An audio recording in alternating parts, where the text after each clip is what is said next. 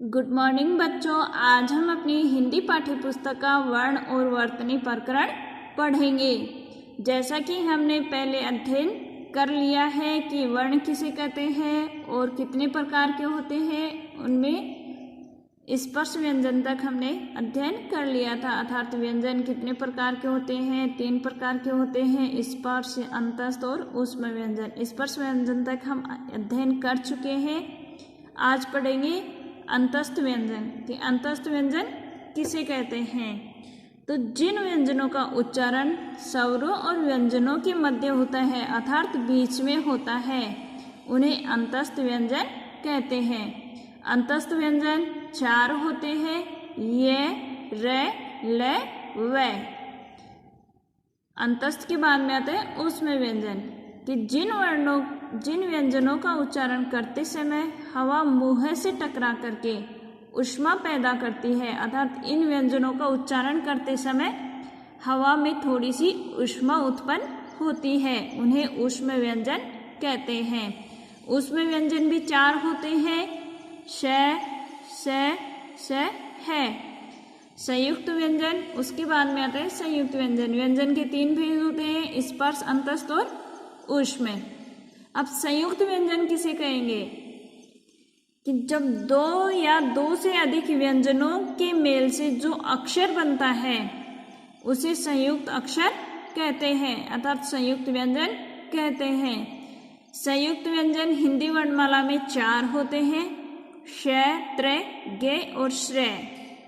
जो श है वह क और स से मिलकर के बनता है, त्र, त और र से मिलकर के बनता है, जो गे है वो ज और य से मिलकर के बनता है, श्रेय श और र से मिलकर के बनता है। तो जो 2 व्यंजनों से अधिक मिलकर के बनते हैं, जैसे श है वह 2 व्यंजनों से मिलकर के बन रहा है, त्र है वो भी 2 से मिलकर के बन रहा है, तो इस तरह के जो व्यंजन होते हैं वो संयुक्त व्यंजन कहलाते हैं। संयुक्त व्यंजन 4 होते हैं।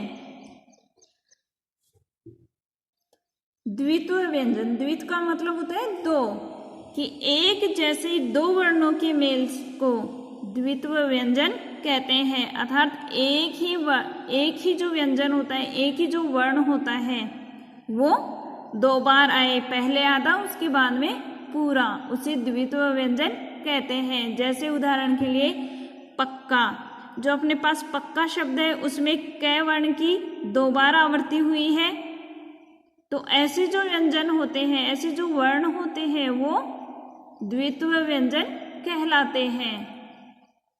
अयोगवाह है कि हिंदी वर्णमाला में अनुस्वार और विसर्ग को अयोगवाह कहा जाता है। ये ए के साथ जोड़कर क्रमशः अंग और अह लिखा जाता है। अब जैसा कि मैंने आपको पहले बताया था, हिंदी वर्णमाला में 48 वर्ण होते हैं। कौन कौन से होते हैं उनका हम अध्ययन करेंगे। स्वर में 11 होते हैं, ठीक है, ए, आ, ई, उ, री, ए, ऐ, ओ, औ। तो स्वर कितने हो गए? 11 होते हैं। अयोगवाह है अंग और अह, 2 अयोगवाह वर्ण हो गए, तो 11 और 2 13।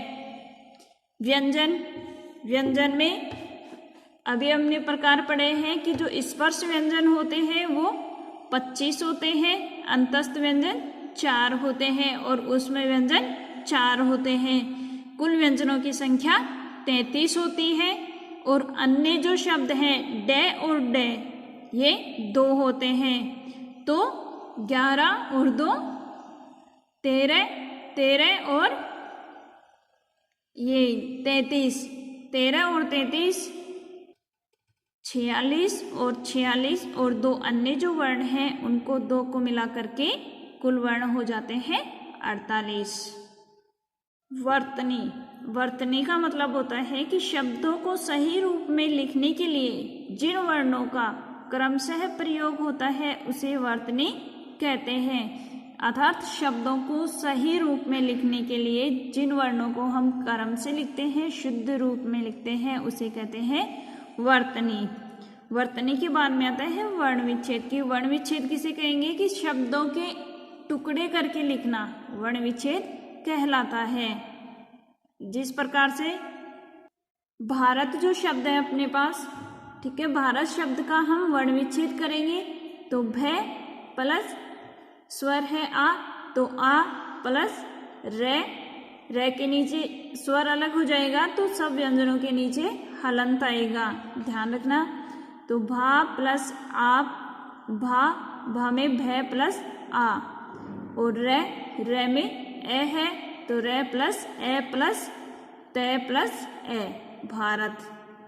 इसी तरह से संवाद जो शब्द है अपना, तो संवाद में सबसे पहले से में से ए अलग हो गया तो से प्लस ए।